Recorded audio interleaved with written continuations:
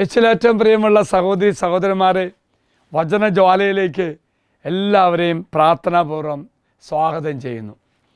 ഇന്ന് നാം ധ്യാനിക്കുന്ന വചനഭാഗം നമുക്കൊക്കെ ഏറെ സന്തോഷം നൽകുന്ന ഒരു വചനമാണ്. അപ്പുറമായിട്ടും ദൈവത്തിൻ്റെ വാഗ്ദാനം എങ്ങനെയാണ് നമ്മുടെ ജീവിതത്തിലേക്ക് സന്തോഷം വരുന്നതെന്ന് തക്ക തരത്തിലുള്ള വചനഭാഗമാണ്. എന്തെന്നാൽ ഈ കാലഘട്ടത്തിൽ മിക്ക വ്യക്തികളും അഭിമുഖീകരിക്കുന്ന ഒരു പ്രശ്നമാണ് സാമ്പത്തിക മേഖലയിലുള്ള ഒരു കെട്ട്, കടബാധ്യത, സാമ്പത്തികമായി ബന്ധപ്പെട്ട ഒത്തിരി പ്രയാസങ്ങൾ. അങ്ങനെയുള്ള നമുക്ക് ഇന്നത്തെ വചനഭാഗം അനുഗ്രഹത്തിൻ്റെ വലിയൊരു ദൈവിക വെളിപ്പെടുത്തലിൻ്റെ ദൈവിക വാഗ്ദാനത്തിൻ്റെ വചനഭാഗമാണ്. മലാഖിയുടെ പുസ്തകം 3-ാം അധ്യായം 10-11 വാക്യം.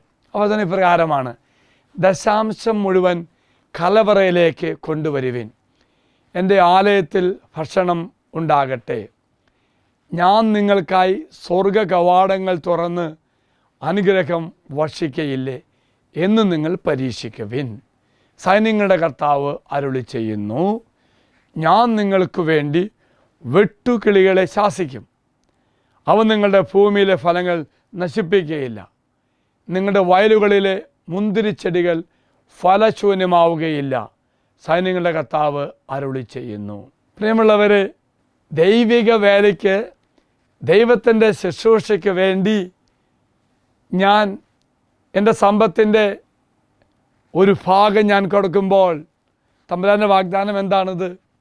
ആ ദൈവ ശുശ്രൂഷയ്ക്ക് വേണ്ടി ആയതുകൊണ്ട്, ദൈവത്തിന് കൊടുക്കുന്ന തുല്യമായതുകൊണ്ട്, സമ്പത്തിൻ്റെ ഉടയവനായ, എല്ലാത്തിൻ്റെയും ഉടയവനായ കർത്താവ് എനിക്ക് വേണ്ടതായ സമ്പത്ത് നൽകി അനുഗ്രഹിക്കും.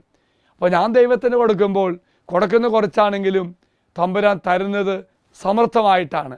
തരിക മാത്രമല്ല, കർത്താവിൻ്റെ വാഗ്ദാനം എനിക്ക് സമർത്ഥമായി ഉണ്ടാകുവാൻ വേണ്ടി, സമൃദ്ധി ലഭിക്കുവാൻ വേണ്ടി അവൻ സാഹചര്യം ഒരുക്കും. പ്രതികൂലമായ സാഹചര്യങ്ങളെ മാറ്റും. വെട്ടുകിളികളെയെല്ലാം മാറ്റുമെന്ന് പറയുമ്പോൾ, സമൃദ്ധി തരും എന്ന് പറയുമ്പോൾ അർത്ഥമാക്കുന്ന എന്താണ്? അതിനുവേണ്ട സാഹചര്യം എൻ്റെ കർത്താവ് ഒരുക്കും. പ്രിയമുള്ളവരെ, ദൈവത്തിൻ്റെ വിശ്വസ്തത പരിശോധിക്കുന്നതിനുള്ള മാർഗമായി ദശാംശം നൽകുവാൻ വിശ്വാസികളെ നമ്മെ പ്രോത്സാഹിപ്പിക്കുന്ന ഒരു വചനഭാഗമാണ്. ദശാംശം നൽകുക നിമിത്തമായിട്ട് ഞാൻ അനുഗ്രഹം പ്രാപിക്കുന്ന വചനം പറയുന്നത്.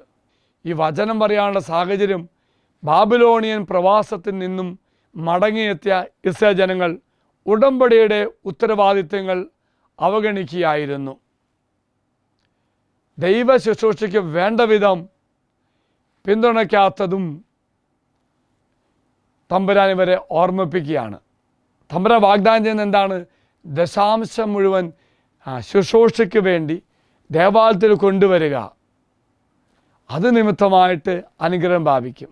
അപ്പോൾ ദൈവത്തിൻ്റെ വചനം അനുസരിക്കുന്ന നിമിത്തമായിട്ട് വിശ്വാസികൾക്ക് ആവശ്യമുള്ളതെല്ലാം സമർത്ഥമായി ദൈവം തരുമെന്ന് ദൈവം വാഗ്ദാനം ചെയ്യുന്നു. പ്രിയമുള്ളവരെ, വ്യക്തിപരമായ സാമ്പത്തിക പ്രശ്നങ്ങളുണ്ടാകും. ആ ഒരവസ്ഥയിലും ദൈവത്തെയും ദൈവഭവനത്തെയും അവൻ്റെ ശുശ്രൂഷകളെയും നീ പരിപാലിക്കുമ്പോൾ നിനക്ക് വേണ്ടതായ മുൻഗണന കർത്താവ് നൽകിക്കൊണ്ട് നിൻ്റെ ജീവിതത്തിൽ അനുഗ്രഹങ്ങൾ, പ്രത്യേകിച്ച് അനുഗ്രഹങ്ങൾ, സാമ്പത്തികമായ ഒരു സമൃദ്ധിയിലേക്ക് കർത്താവ് നിന്നെ നയിക്കുമെന്നാണ് പറയുന്നത്.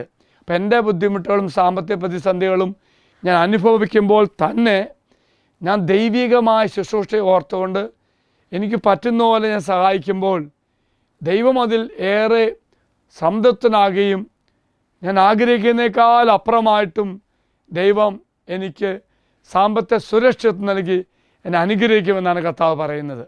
എങ്കിൽ പ്രിയമുള്ള സഹോദരി സഹോദരന്മാർ, ഈ കാലഘട്ടത്തിൻ്റെ പ്രത്യേകതയാണ്, പ്രത്യേകിച്ച് കോവിഡ് അനന്തര ലോകത്തിൽ ഒത്തിരി സാമ്പത്തിക പ്രതിസന്ധികൾ പല മക്കളും അനുഭവിക്കുന്നുണ്ടെങ്കിൽ, നമ്മുടെ ഈ അവസ്ഥയിലായിരുന്നു കൊണ്ട് ദൈവ ശുശ്രൂഷയ്ക്ക് വേണ്ടി നാം സഹായിക്കുമ്പോൾ ദൈവം നമ്മുടെ കാര്യങ്ങളിൽ, നമ്മുടെ സാമ്പത്തിക മേഖലകളിൽ കർത്താവ് അനുഗ്രഹമായി മാറും നമ്മുടെ ജീവിതത്തിൽ. എങ്കിൽ ഈ ദിവസം എല്ലാ മക്കളെയും കർത്താവ് അനുഗ്രഹിക്കട്ടെ എന്ന് പ്രത്യേകം പ്രാർത്ഥിക്കുന്നു. ഈശോയുടെ ആശീർവാദം അച്ഛൻ തരാം. നമ്മുടെ കർത്താവായ ശമിശാല കൃപയും പിതാവായ ദൈവത്തിൻ്റെ സ്നേഹവും പരിശുദ്ധാത്മാവിൻ്റെ സഹവാസവും നാം എല്ലാവരോടും കൂടെ ഉണ്ടായിരിക്കട്ടെ, ഇപ്പോഴും എപ്പോഴും എന്നേക്കും. ആമേൻ. Praise the Lord.